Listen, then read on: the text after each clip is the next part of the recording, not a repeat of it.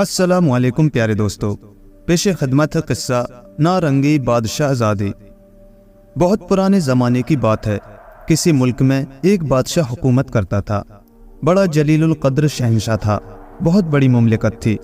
मुमलिकत की सरहदें चारों सिमतों में मीलों तक फैली हुई थीं। आलीशान फौज थी, सैकड़ों हाथी घोड़े और लाखों फौजी हर तरह से तरबियत याफ्ता। किसी पड़ोसी राजा को सर उठाने का हौसला ना था।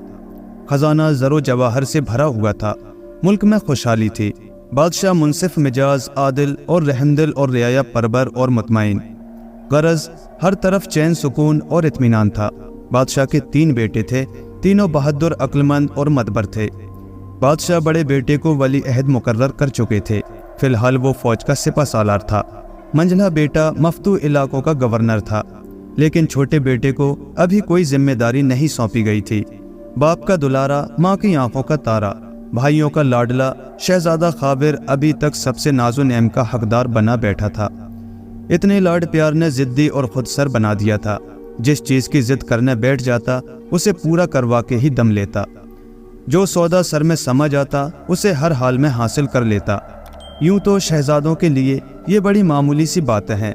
जहाँ इस कदर दौलत, सुरूद, अमारत, बादशाहत और सबसे बढ़कर लाड प्यार हो, नाज नखरे उठाने के लिए ना सिर्फ पूरा ख़ानदान बल्कि पूरी मुमलिकत तैयार हो, तो ज़िद और खुदसरी तो नागुज़ीर हो ही जाती है। वैसे शहजादे खाबिर में कोई कमी ना थी। खूबसूरती में यकता, वजाहत में लासानी, जहानत में सबसे बढ़कर, इल्म हुनर में माहिर, बहादुरी में शेर, बुलंद हिम्मत व दिलेर। गरज शहजादों में दास्तान गो जितनी खूबियाँ गिनाते हैं वो सब शहजादे खाबिर में मौजूद थी। दोनों बड़े भाइयों की शादियाँ हो चुकी थीं। भावजें नाज नखरे भी उठाती और साथ साथ मज़ाहन ताने देने से भी बाज ना आती कि देखते हैं तुम कौन हूर परी ब्याह कर लाते हो। तुम्हारी दुल्हन तो अर्श से उतर कर आएगी। तुम्हारी नज़रों में ना कोई शहजादी जचती है और ना किसी का काम तुम्हें पसंद आता है। बादशाह और मलका को महल में जश्न बर्पा करने का बड़ा शौक था।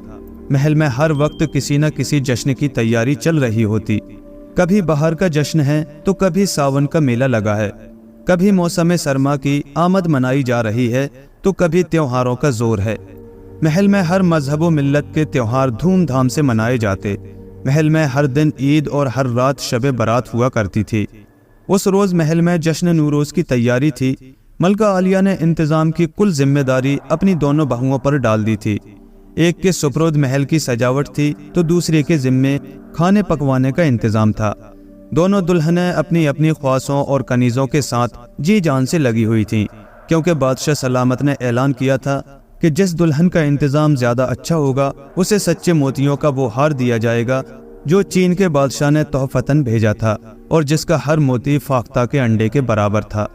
जश्न का वक्त हुआ। दरबार खास में बादशाह और मलका की तशरीफ़ आवरी हुई। बड़ी दुल्हन ने जिस तरह ईवान खास की तज़य्यन व आराइश की थी वो मलका आलिया को बेहद पसंद आई थी।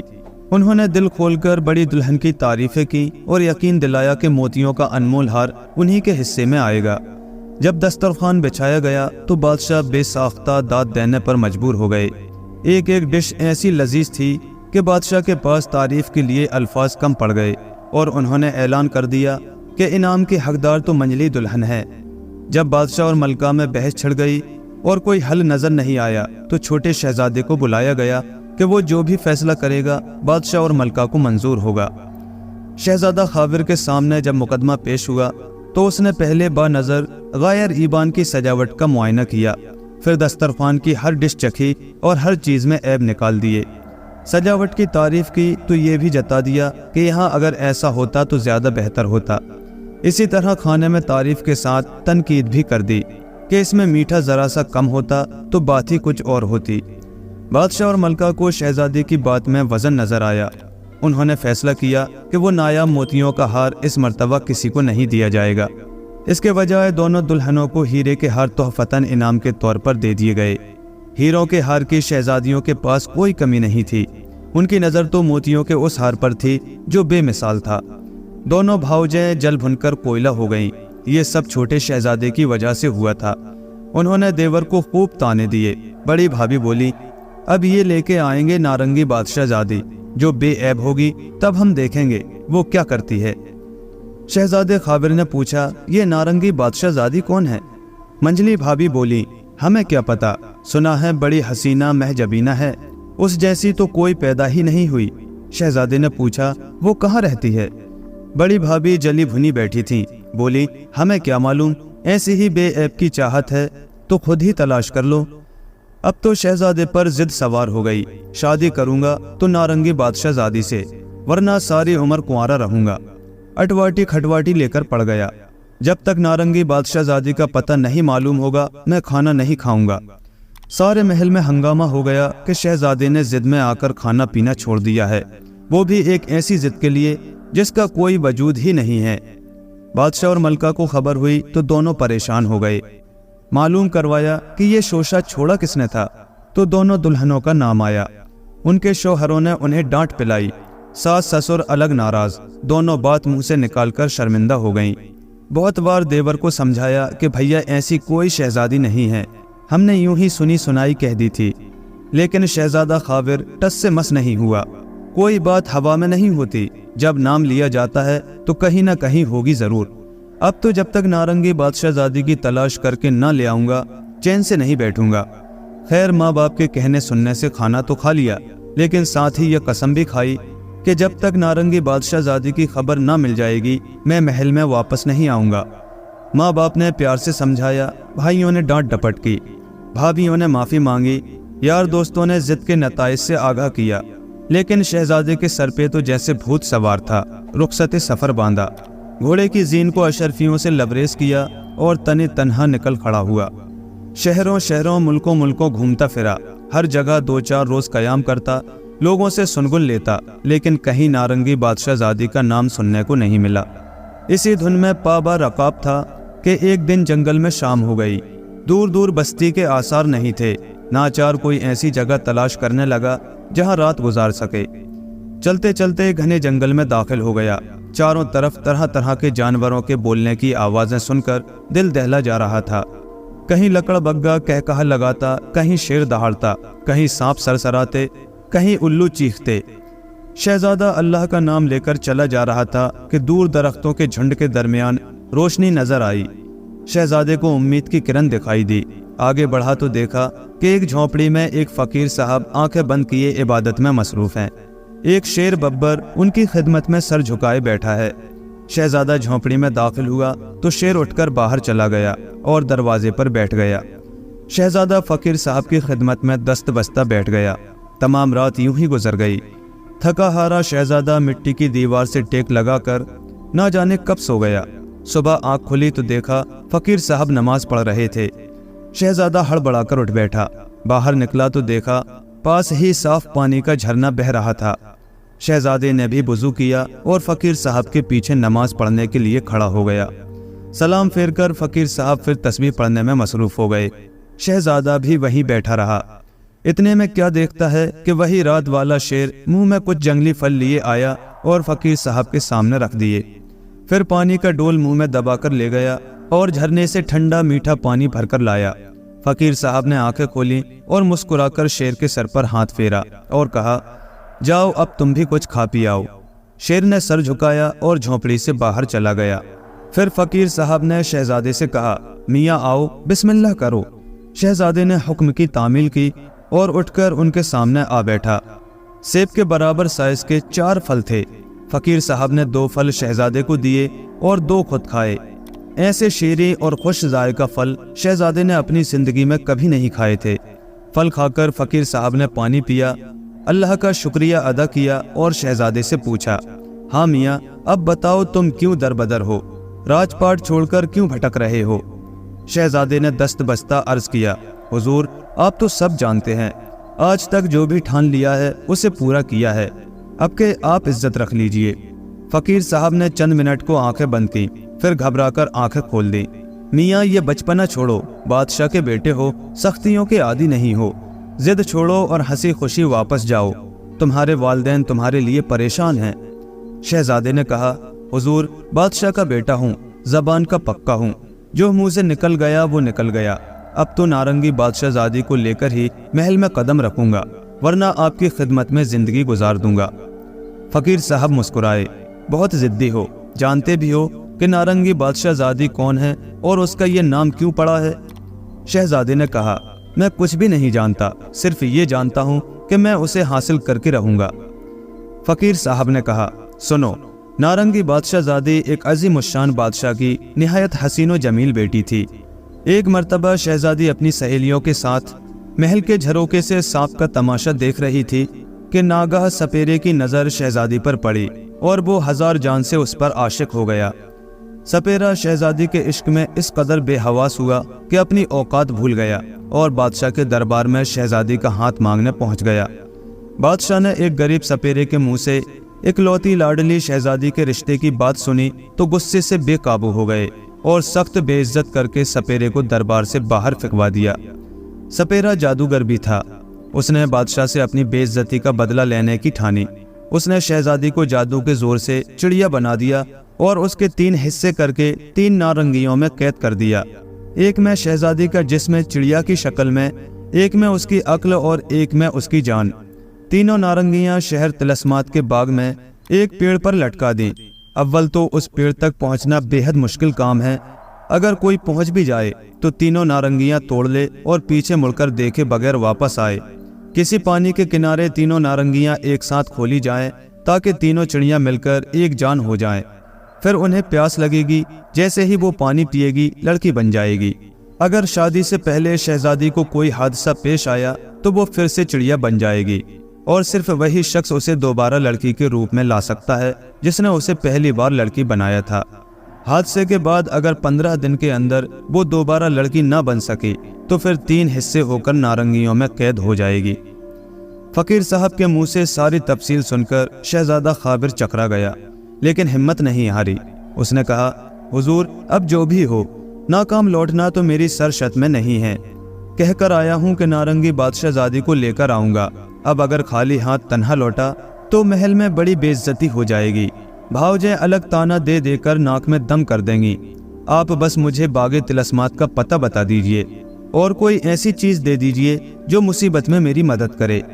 فقیر صاحب نے شہزادے کو اپنے خادم شیر کا ایک بال دیا اور کہا، اسے اپنے پاس سنبھال کر رکھو۔ جب کوئی ایسی مصیبت سامنے آئے جس سے نکلنا تمہیں ناممکن دکھائی دے تو اس بال کو اپنے سیدھے ہاتھ کی چٹکی میں پکڑ کر سر سے بلند کرنا، مصیبتیں خود بخود تم سے دور ہو جائیں گی۔ مشرق کی سمت میں سیدھے چلے جاؤ، 1 ماہ کی کڑی مسافت کے بعد تمہاری منزل تمہارے سامنے ہوگی۔ لیکن یاد رکھنا، باغ طلسمات میں چاہے کچھ دیکھو کچھ سنو، پیچھے مڑ کر مت دیکھنا ورنہ پتھر کے بن جاؤ گے۔ اب جاؤ، میری عبادت میں خلل مت ڈالو۔ اتنا کہہ کر فقیر صاحب نے پھر آنکھیں بند کر لی اور شیر آ کر ان کی خدمت میں بیٹھ گیا۔ یہ اشارہ تھا کہ اب شہزادہ خابر کو رخصت ہونا چاہیے۔ چنانچہ شہزادے نے فقیر صاحب کی قدم بوسی کی، شیر کو سلام کیا اور کٹیا سے باہر نکل آیا۔ ہلکی ہلکی صبح کی دھوپ چاروں طرف پھیلی ہوئی تھی۔ سبزے کی مہک اور پرندوں کی چہکار ماحول میں گھلی ملی تھی۔ شہزادے نے جھرنے کے ٹھنڈے پانی سے غسل کیا اور پاس کے درختوں پر لگے کچھ پھل توڑ کر اپنے جھولے میں ڈالے۔ دن بھر کے کھانے پانی کا انتظام کیا اور اللہ کا نام لے کر مشرق کی طرف نکل کھڑا ہوا۔ دن بھر سفر کرتا اور رات کو کسی بستی یا صحرا میں آرام کر کے اپنی تھکان اتارتا۔ 1 ماہ کی مسافت کے بعد ایک گھنے جنگل میں پہنچا۔ جنگل اتنا گھنا اور مہیب تھا کہ وہاں سورج کی روشنی بھی نہیں پہنچتی تھی۔ لمبے لمبے پیڑ اوپر جا کر اس طرح مل گئے تھے کہ روشنی کی کرن نیچے نہیں آ سکتی تھی۔ شاید کبھی کسی آدم زاد نے قدم رکھنے کی ہمت بھی نہ کی ہو۔ کئی دن اسی اندھیرے جنگل میں جھاڑیوں کو ہٹاتا راستہ بناتا بالآخر ایک عظیم الشان باغ کے دروازے پر جا پہنچا۔ باغ کیا تھا؟ ایک طلسمی جال تھا۔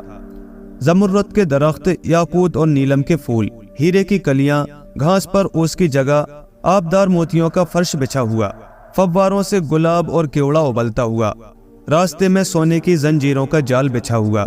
شہزادہ دیکھتے ہی سمجھ گیا کہ یہی باغ طلسمات ہے۔ منزل سامنے تھی لیکن خطروں سے بھری تھی۔ شام اتر آئی تھی۔ شہزادے نے طے کیا کہ وہ اگلی صبح کو ہی باغ میں قدم رکھے گا۔ رات کو وہاں جانا مناسب نہ ہوگا۔ رات تو یوں ہی ایسے میں اپنے ساتھ ہزاروں طرح کے خوف اور وسوسے لے کر آتی ہے۔ ایک عجیب بات یہ تھی کہ اتنے گھنے جنگل میں شہزادے کو ایک بھی جنگلی جانور نہیں ملا تھا۔ یہ بھی شاید جادوگر کے سحر کا اثر ہو۔ غرض شہزادے نے ایک درخت کے نیچے زمین صاف کی اور چادر بچھا کر لیٹ گیا۔ دل پر ایک عجیب سا خوف طاری تھا، نیند کا دور دور پتہ نہیں تھا۔ ساری رات کروٹیں لیتے گزر گئی، پتا بھی کھڑکتا تو یوں لگتا گویا قیامت آ گئی ہو۔ اسی کشمکش میں صبح ہو گئی۔ شہزادے کے تھیلے میں کچھ باسی پھل پڑے تھے جو جنگل میں داخل ہونے سے پہلے ایک بستی سے خریدے تھے۔ وہی کھا کر پانی پیا اور اللہ کا نام لے کر باغ میں داخل ہو گیا۔ باغ کے دروازے کو ہاتھ لگایا تو چنگاریاں نکلنے لگی۔ ان سے بچ کر آگے بڑھا تو سونے کی زنجیریں سنہرے سانپوں میں بدل گئیں۔ تھوڑی دیر تک تو ان سے بچ کر چلا، آخر وہ زنجیریں پاؤں میں اس طرح لپٹ گئی کہ قدم اٹھانا مشکل ہو گیا۔ آزادی کی کوئی صورت نظر نہیں آئی تو فقیر صاحب کا دیا ہوا شیر کا بال نکالا اور چٹکی میں پکڑ کر سر سے بلند کیا۔ ساری زنجیریں خود بخود ٹوٹ گئیں۔ کچھ اور آگے بڑھا تو طرح طرح کی پرہول آوازوں سے باغ گونجنے لگا۔ شہزادہ خاور بلند آواز سے کلمہ پڑھتا رہا۔ کہیں زمین پر بکھرے ہوئے موتیوں پر پاؤں پڑ جاتا تو وہ کیڑے مکوڑوں میں بدل جاتے اور اس کے پاؤں میں چمٹ جاتے۔ بمشکل ان سب سے بچتا بچاتا باغ کے وسط میں پہنچا۔ کیا دیکھتا ہے کہ ایک بڑے سے گول حوض کے بیچ میں ایک نارنگی کا درخت لگا ہے جس میں 3 نارنگیاں لٹک رہی تھیں۔ گل مراد سامنے تھا۔ شہزادے نے اجلت قدم آگے بڑھائے، لیکن فواروں سے ابلتا ہوا گلاب اور کیوڑے کا پانی چنگاریوں میں بدل گیا اور حوض کا پانی آگ کے بھڑکتے ہوئے شعلوں میں بدل گیا۔ شہزادہ گھبرا کر پیچھے ہٹا، ناچار شیر کا بال نکال کر سر سے بلند کیا۔ چنگاریاں پانی بن گئی اور آگ کے شعلے ٹھنڈے پڑ گئے۔ شہزادہ خاور آگے بڑھا اور بسم اللہ کہہ کر نارنگیاں توڑنی شروع کی۔ نارنگیوں پر ہاتھ ڈالنا تھا کہ سارا باغ اژدہوں کی فنکار کی آوازوں سے گونجنے لگا۔ درختوں کی ہر شاخ سانپوں کے پھنوں میں بدل گئی۔ اس کے ساتھ ہی پکڑ لو باندھ لو جانے نہ پائے کی آوازیں کان پھاڑے دے رہی تھیں۔ لیکن شہزادے نے کلمہ پڑھتے ہوئے دل کو مضبوط کیے ہوئے مڑے بغیر تینوں نارنگیاں توڑ لی اور پلٹ کر واپس بھاگا۔ آوازیں پیچھا کرتی رہیں، لیکن شہزادہ گونگا بہرا بن گیا اور باغ کے دروازے کے باہر پہنچ کر ہی دم لیا۔ اچانک جنگل چڑیوں کی چہکار سے گونجنے لگا۔ شہزادے کے حواس درست ہوئے تو اس نے تینوں نارنگیوں کو سنبھال کر اپنے جھولے میں رکھا اور جھولا کمر سے باندھ کر واپسی کے لیے گھوڑے کو ایڑ لگائی تاکہ جلد سے جلد جنگل سے باہر نکل جائے، کہیں ایسا نہ ہو کوئی اور مصیبت گلے پڑ جائے۔ واپسی کا سفر سیدھا اور آسان تھا۔ 1 ماہ کے اندر شہزادہ اپنی مملکت میں داخل ہو گیا۔ اب اسے اطمینان تھا کہ ہر مصیبت سے بچ کر نکل چکا ہے۔ اپنا ملک پھر اپنا ملک ہوتا ہے۔ اب شہزادے کو کوئی خطرہ نہیں تھا۔ اس نے سوچا کافی لمبا عرصہ گزر چکا ہے، نارنگیوں میں بند جانور بھی پیاسے ہوں گے۔ اب شہزادی کو قید سے نجات دلوا دینی چاہیے۔ سامنے ہی ایک جھرنا بہ رہا تھا، اس کے کنارے ایک بڑا سا سایہ دار درخت تھا۔ شہزادے نے بسم اللہ کر کے تینوں نارنگیاں کھول دیں۔ چھوٹی چھوٹی 3 سفید چڑیاں نکلی اور مل کر ایک نسبتاً بڑی چڑیا بن گئیں۔ چڑیا بولی پانی پانی۔ شہزادے نے فوراً ہاتھ کے کٹورے میں جھیل سے پانی بھر کر چڑیا کو پیش کیا۔ پانی پینا تھا کہ چڑیا ایک نہایتی حسین و جمیل لڑکی میں تبدیل ہو گئی۔ شہزادی نے کہا شہزادے تمہارا بہت شکریہ، تم نے مجھے ایک لمبی تکلیف دہ قید سے آزادی دلائی۔ شہزادہ تو ایسا لاسانی حسن دیکھ کر جیسے بت میں بدل گیا تھا۔ بڑی دیر تک تو روب حسن سے منہ سے بات ہی نہیں نکلی۔ شہزادی نے اس کا کندھا ہلایا۔ شہزادے کہاں کھو گئے؟ مجھے فوراً محل میں لے چلیے، کہیں میں کسی اور مصیبت میں نہ پڑ جاؤں۔ شہزادہ جیسے ہوش میں آ گیا۔ شہزادی تم واقعی بہت حسین ہو، تمہیں دیکھ کر محسوس ہوتا ہے کہ میں نے 6 ماہ تمہاری تلاش میں جو صعوبتیں جھیلی وہ تمہارے حسن کے آگے کچھ بھی نہیں تھیں، لیکن میں تمہیں اس طرح نہیں لے جا سکتا۔ محل یہاں سے بہت دور ہے اور تم نے مناسب لباس بھی نہیں پہن رکھا ہے۔ میں ابھی تمہارے لیے کسی سواری کا انتظام کرتا ہوں، پھر تمہیں لے جاؤں گا۔ میری بھابھیوں کی تو تمہیں دیکھ کر بولتی ہی بند ہو جائے گی۔ تم اتنی دیر اس پیڑ کی شاخ پر پتوں میں چھپ کر بیٹھ جاؤ، میں ابھی گیا اور ابھی آیا۔ شہزادے خاور نے شہزادی کو پیڑ پر چڑھانے میں مدد کی اور خود کسی سواری کی تلاش میں نکل کھڑا ہوا۔ شومی قسمت اسی وقت وہاں ایک کمہارن اپنا گھڑا لے کر پانی بھرنے آئی۔ اس نے پانی میں نارنگی شہزادی کا عکس دیکھا تو دھوکا کھا گئی۔ بڑے ناز سے بولی اوفو، میں کس قدر خوبصورت ہوں، لوگ یوں ہی مجھے کالی موٹی کہہ کر چڑھاتے ہیں، میرا اصلی روپ تو کسی نے دیکھا ہی نہیں ہے، اصلی روپ تو اس پانی میں نظر آتا ہے۔ भोली भाली शहजादी ऊपर से बोली, बहन ये तुम्हारा रूप नहीं मेरी परछाई है। कुम्हारन ने ऊपर नजर की तो आंखें खैरा हो गईं। तू कौन है? जिन है कि परी है और यहाँ क्यों बैठी है? शहजादी ने कहा, नहीं बहन, मैं जिन या परी नहीं हूँ, मैं भी तुम्हारी तरह आदमजाद हूँ। मैं शहजादी हूँ जिसे एक जादूगर ने कैद कर रखा था। शहजादे खाबिर ने मुझे रिहाई दिलवाई है। अब शहजादे मेरे लिए सवारी का इंतजाम करने गए हैं ताकि मुझे महल में ले जाएं। कुम्हारन बोली, तो ऊपर क्यों बैठी हो? नीचे आओ, 2 घड़ी बातें करेंगे। इतने में तुम्हारा शहजादा भी आ जाएगा। मासूम शहजादी पेड़ से नीचे उतर आई और मक्कार कुम्हारन ने धोखे से उसे पानी में धक्का दे दिया। पानी में गिरना था कि शहजादी फिर से चिड़िया बनकर उड़ गई। हर्राफा कुम्हारन दरख्त पर चढ़कर उसी जगह बैठ गई जहां शहजादी बैठी हुई थी। इतने में शहजादा खाबिर सवारी लेकर आ गया और आवाज दी, शहजादी नीचे आ जाइए, सवारी आ गई है। कुम्हारन धम से नीचे कूद आई। शहजादा तो उसे देखकर हैरान रह गया। कहाँ वो नाजुके अंदाम हसीना और कहाँ ये काली मोटी भैंसी जैसी लड़की, मोटे मोटे ऊदे रंग के होंठ, पकोड़े जैसी नाक, छोटी छोटी आड़ी तिरछी आंखें, भद्दे मोटे हाथ पांव। शहजादा चकरा कर रह गया। शहजादी कहाँ है और तुम कौन हो? उसने डपट कर पूछा। कुम्हारन ने फौरन आंखों में मगरमच्छ के आंसू भरकर कहा, शहजादे तुम इतनी जल्दी अपनी शहजादी को भूल गए? मैं ही तो वो शहजादी हूँ जिसे तुमने जादूगर के कब्जे से रिहाई दिलाई थी। मखमसे में था, उलझकर बोला, ये तुम्हारी सूरत को क्या हुआ? कुम्हारन बोली, मैं क्या करूं? तुम्हारी शहर की हवा ही ऐसी है। हवा लगनी थी कि मेरा रंग रूप जल गया और बदन फूल गया। शहजादा बड़े चक्कर में फंस गया। करे तो क्या करे? सवारी लेने जा रहा था कि रास्ते में उसे अपना खादिम मिल गया था। उसने खादिम से कहलवा दिया था कि महल में जाकर कह देना कि मैं नारंगी बादशाहजादी को लेकर आ रहा हूँ, वहाँ सब मुंतजिर होंगे। इस मोटी भैंस को महल में ले जाए तो किस मुंह से? लोग हंसी उड़ाएंगे और भाव जैतून नातका बंद कर देंगी। आखिर शहजादे ने तय किया कि उसे बादशाह के महल में जाने के बजाय अपने शिकार महल में ले जाएगा और फिर सोचेगा क्या करना है। उसने ऐसा ही किया।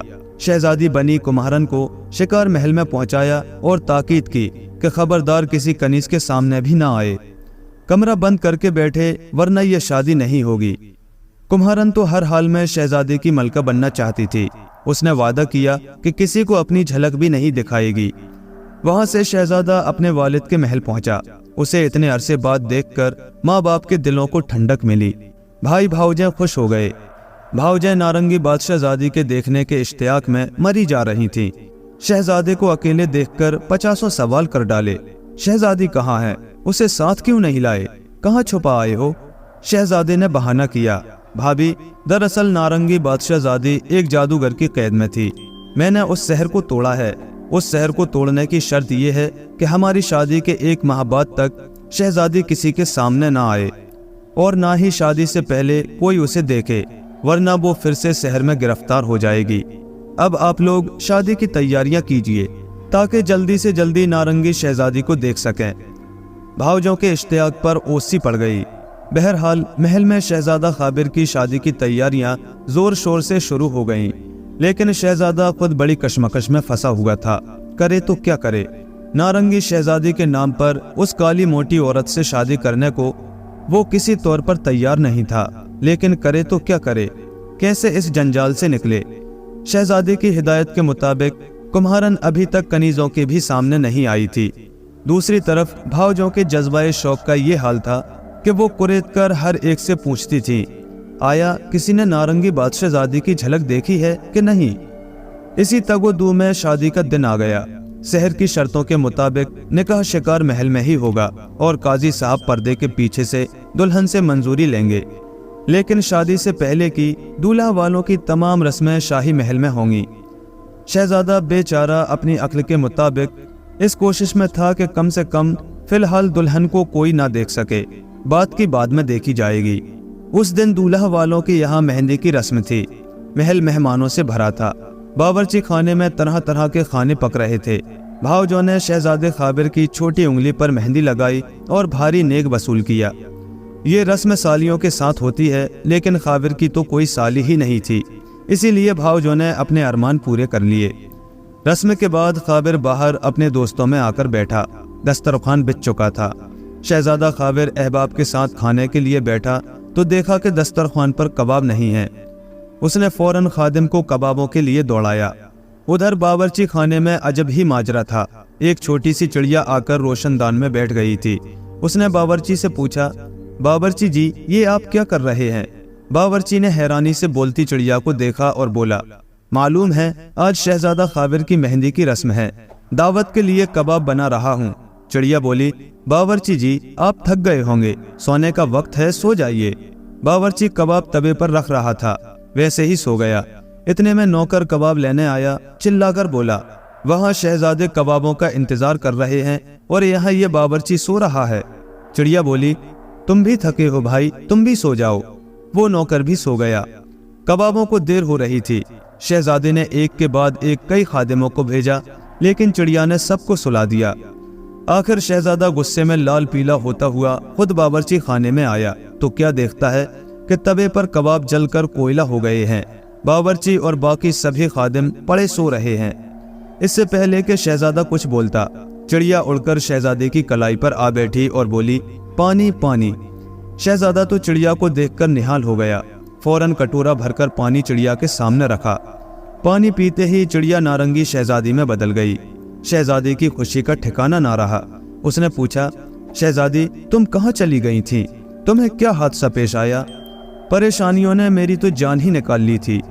शहजादी ने कहा, शहजादे, वक्त नहीं है, इससे पहले कि कोई और आ जाए मुझे फौरन शिकार महल में ले चलिए। वहाँ जो बैठी है वो दरअसल कुम्हारन है, जिसने धोखे से मुझे पानी में धक्का दे दिया था। शहजादा पिछले दरवाजे से शहजादी को लेकर निकला और घोड़े पर बिठाकर शिकार महल ले आया। वहाँ कुम्हारन रानी बनने के ख्वाब सजाए बैठी थी। शहजादे ने कहा, जी चाहता है कि इसकी गर्दन तन से जुदा कर दूं, लेकिन मैं यहाँ खून खराबा नहीं करना चाहता। नारंगी शहजादी बोली, शहजादे, इसे फिलहाल महल के तहखाने में डाल दीजिए, इसका फैसला बाद में करेंगे। फिलहाल आप महल में वापस जाइए, लोग आपका इंतजार कर रहे होंगे, और वहाँ सोने वालों पर थोड़ा पानी छिड़क दीजिएगा, वो जाग जाएंगे। शहजादे ने ऐसा ही किया। कुम्हारन की चोटी पकड़कर उसे तहखाने में डाल दिया और खुद वापस महल में आ गया। शहजादा खुशी से फूला नहीं समा रहा था। अब तक वो मारे बांधे रस्मों में शरीक हो रहा था, लेकिन अब पूरे दिल की खुशी के साथ हर रस्म में शामिल हुआ। अगले दिन शादी थी। धूमधाम से शादी हुई। निकाह शिकार महल में हुआ। किसी ने भी दुल्हन की सूरत नहीं देखी, हालांकि अब उसकी जरूरत नहीं थी। लेकिन एक मर्तबा शहजादा जो झूठ बोल चुका था उसे निभाना भी तो था।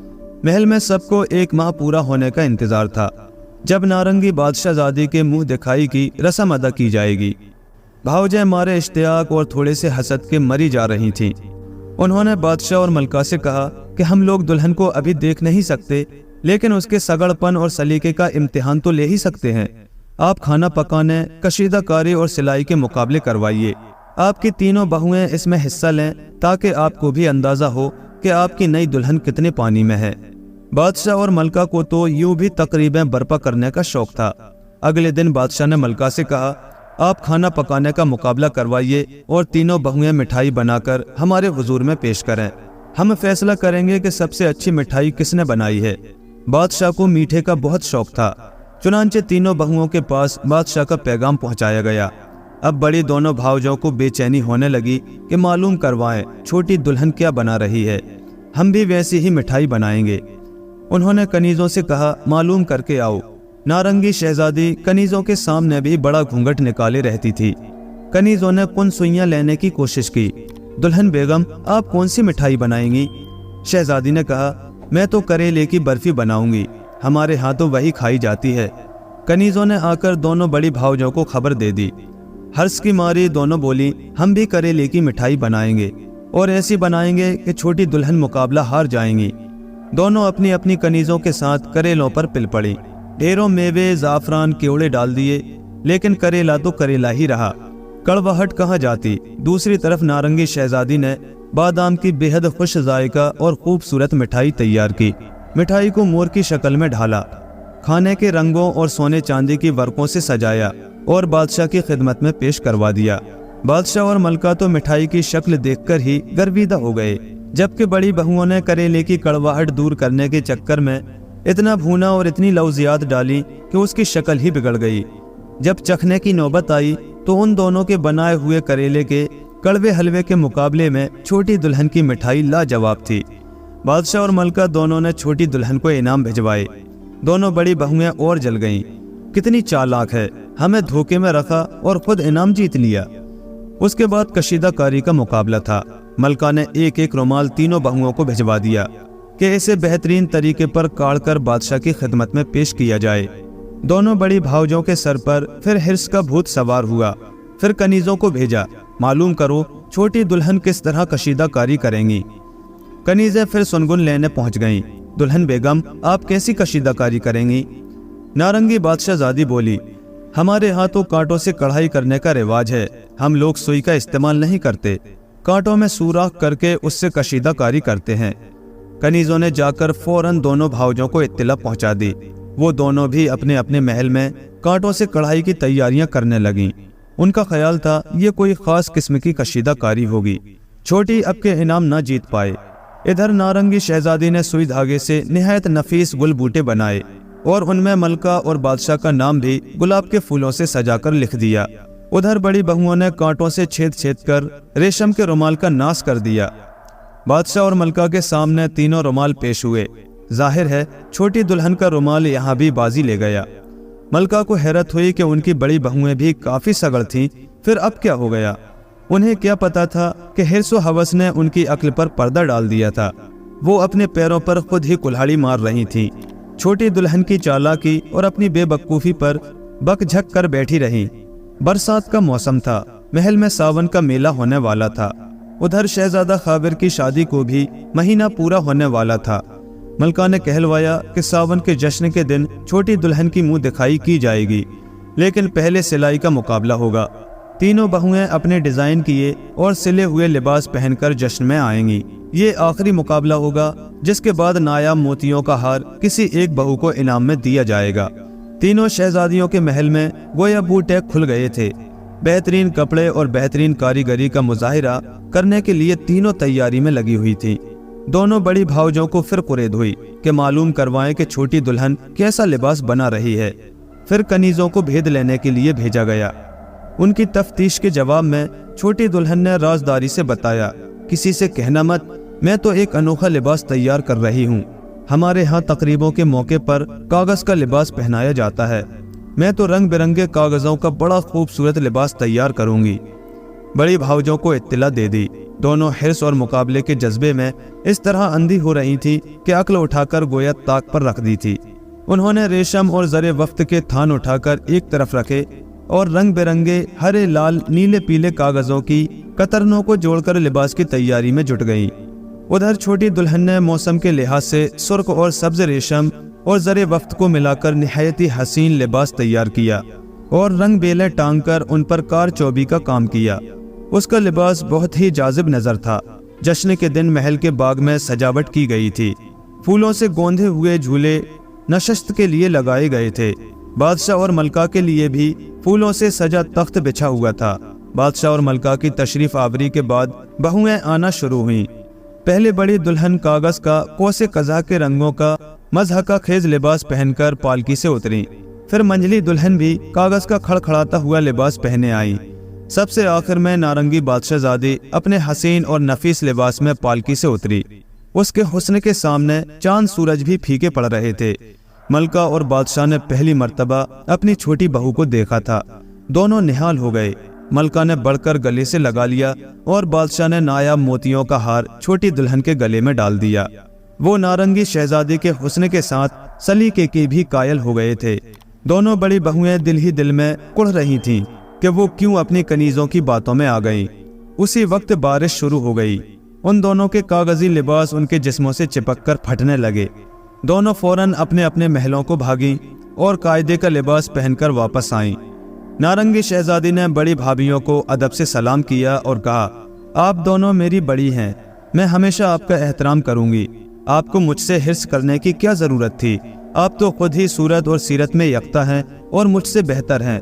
याद रखिए, हिर्स व हवस हमेशा इंसान को शर्मिंदा करती है। इस हार पर हम तीनों का बराबर का हक है। नारंगी शहजादी ने शहजादे खाबिर से कहकर उस हार को तोड़वाकर हीरों और याकूत के इम्तिजाज से 3 हार बनवाए اور اپنی دونوں بڑی بھابھیوں کو ایک ایک ہار پیش کر دیا۔ ان دونوں کے دل سے تمام بغض و کینہ دھل گیا اور سب ہنسی خوشی مل جل کر رہنے لگیں۔